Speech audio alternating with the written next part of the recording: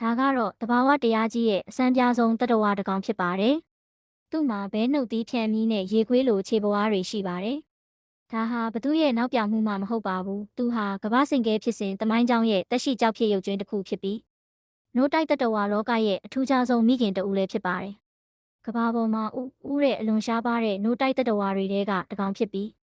းအခုဥခါနီးဖြစ်နေတဲ့ဒီဘဲနှုတ်သီးတတ္တဝါ Platypus မိခင်ဟာသားသမီးတွေကိုမွေးမြူဖို့အတွက်ဘေးကင်းတဲ့လှိုင်ကူတစ်ခုလိုအပ်နေပါတယ်။ရက်အနှဲငယ်အကြာမှာတော့သူဟာအခွန်ပြောတဲ့ဥအနှဲငယ်ကိုဥချလိုက်ပါတယ်။အဲ့ဒီဥတွေကအကျွေစေးတစ်စေးစာလောက်ပဲရှိပြီးမယုံနိုင်စရာကောင်းတော့အောင်သေးငယ်ပါတယ်။အခုအချိန်ကစပြီးသူဟာဥတွေကိုသူ့ရဲ့ဝမ်းပိုင်းနဲ့ကတ်ထားပြီးခန္ဓာကိုယ်ပူချိန်နဲ့အကောင်ပေါက်အောင်ဝတ်ပေးရမှာဖြစ်ပါတယ်။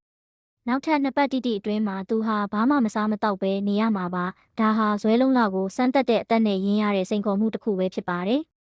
ဥခွန်ကွဲတန်လေးနဲ့အတူချစ်စရာကောင်းတဲ့သားသမီးလေးတွေမွေးဖွားလာခဲ့ပါပြီဒါပေမဲ့ဘဲနှုတ်သီးတတဝါမိခင်မှာနှုတ်သီးကောင်းမရှိပါဘူးအဲ့ဒါဆိုသူဘလို့နှုတ်တိုက်မလဲအမှန်တော့သူတို့ဟာချွေးထွက်တယ်လို့မျိုးနှုတ်ရည်တွေကိုထွက်ရှိစေတာဖြစ်ပါတယ်ဒါကတာမန်ချွေးတော့မဟုတ်ပါဘူးနှုတ်ကလင်းကနေတီးတန့်ထွက်ရှိလာတဲ့အာဟာရဓာတ်မြင့်မားတဲ့နှုတ်ရည်တွေဖြစ်ပါတယ်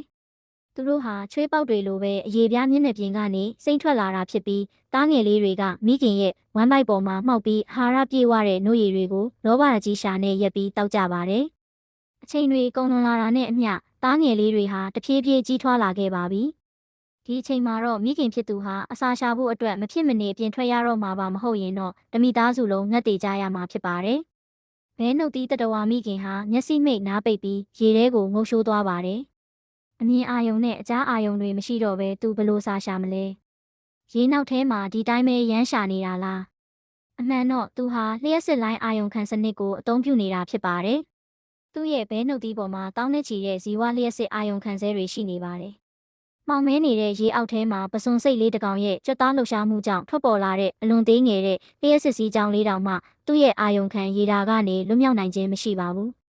ဒါကတော့ဇီဝလောကရဲ့အမိုက်စားဆန်းသစ်မှုတစ်ခုဖြစ်ပြီးတိကျသေးချာလှပါတယ်။မကြခင်မှာပဲမိခင်ဟာဝမ်းပိုက်ထဲမှာအစာတွေအပြည့်နဲ့ဂူထဲကိုပြန်ရောက်လာပါတယ်။မောပန်းနေတဲ့မိခင်ဟာအနားယူဖို့ပြင်လိုက်စင်မှာပဲဂူထဲကနေထူးဆန်းတဲ့အတန်တစ်ခုကြားလိုက်ရပါတယ်။အစိတ်ရှိတဲ့ငွေတကောင်ဟာဆွတ်တဲ့ရွှွမြေပေါ်ကနေဂူထဲကိုတိတ်တဆိတ်တွားဝင်ရောက်လာနေတာဖြစ်ပါတယ်။ဒီလိုအသက်အန္တရာယ်ရှိတဲ့ချင်းချောက်မှုနဲ့ရင်ဆိုင်ရတဲ့အခါခုနတင်ကသားသမီးတွေကိုနူးညံ့စွာရက်ပေးနေတဲ့မိခင်ဟာချက်ချင်းဆိုသလိုတိုက်ခိုက်ရေးဆက်ရုပ်အဖြစ်ပြောင်းလဲသွားပါတယ်။အထီးတွေရဲ့နောက်ခြေကျအကုန်းမှာအစိတ်ဆူရှိတတ်ပေမဲ့အမတွေမှာတော့အစိတ်မရှိပါဘူး။ဒါပေမဲ့သူ့ရဲ့တန်မဏိလိုတောင့်တင်းတဲ့ကြွက်သားတွေကတော့အပျော်စားမဟုတ်ပါဘူး။ငွေစိုးဟာလည်းမရှုမလှနဲ့ပဲထွက်ပြေးသွားရပါတော့တယ်။အပတ်နှဲငယ်အကြာမှာတော့သားငယ်လေးတွေမှာနူးညံ့တဲ့အမွေးမြင်တွေပေါက်လာပြီးစူးစက်လိုစိတ်ပြေးရှိတဲ့မျက်ဝန်းလေးတွေပွင့်လာခဲ့ပါပြီ။သူတို့အတွက် comfort zone ကနေထွက်ရမယ့်အချိန်ရောက်လာပါပြီ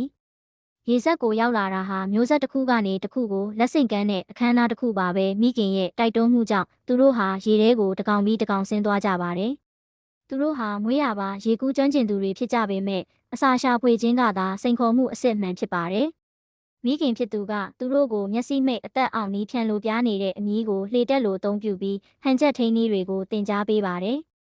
မိခင်ရဲ့နေ့စဉ်မပြတ်လမ်းညွှန်ပြသပေးမှုအောက်မှာတားငယ်လေးတွေရဲ့လှုပ်ရှားမှုတွေဟာပုံမိုတွက်လက်လာပြီးရေအောက်မှာကိုယ်တိုင်စာရှာဖွေတတ်တဲ့အဆင့်ကိုရောက်ရှိလာပါပြီ။ဒါပေမဲ့ပြင်းထန်တဲ့ရေစီးတန်တဲ့နေရာတွေနဲ့ကြုံရတဲ့အခါဒါမှမဟုတ်ရန်သူရဲ့အရေးအယောင်ကိုမြင်ရတဲ့အခါတိုင်းသူတို့ဟာမိခင်ရဲ့နံဘေးကိုချက်ချင်းပြန်ကူးလာပြီးအလုံးကြုံဆုံးအကာအကွယ်ကိုရယူကြပါတယ်။ဒါကတော့ဒီကျပြန့်စမ်းကျယ်လာတဲ့ဩစတြေးလျတိုက်ကြီးပေါ်မှာနှစ်တန်းပေါင်းများစွာကတည်းကတည်ရှိခဲ့တဲ့ရှေးကြတဲ့ဗီဇအတိုင်းရှင်သန်ခြင်းဖြစ်ပါတယ်။သူတို့ရဲ့ပုံမြင်ဟာရှေးဟောင်းတိတ်ကနေဒီနေ့ခေတ်အထိရောက်ရှိလာခဲ့ပါပြီ။တက်ရှိတွေရဲ့မျိုးဆက်ပြန်ပွားခြင်းထက်ပိုပြီးစိတ်လှုပ်ရှားစရာကောင်းတာဘာမှမရှိပါဘူး။ကြည့်ရတာထုံထိုင်းတယ်လို့ထင်ရတဲ့ဒီမိခင်ဟာသူ့ရဲ့ထူးခြားတဲ့ရှင်သန်မှုဉာဏ်ပညာနဲ့သားသမီးတွေအတွက်ကဘာငယ်လေးတစ်ခုကိုဖန်တီးပေးခဲ့ပါတယ်။ကြီးပြင်းလာခဲ့တဲ့ဒီသားသမီးလေးတွေဟာမိခင်ရဲ့နောက်ကနေပျော်ရွှင်စွာလိုက်ပါနေကြဆဲဖြစ်ပြီးဒီရွက်တဲ့စမ်းချောင်းလေးထဲမှာရှေးကြတဲ့မျိုးစိတ်တစ်ခုရဲ့တက်ရှိရာဇဝင်ကိုဆက်လက်ရေးထိုးနေကြပါတော့တယ်။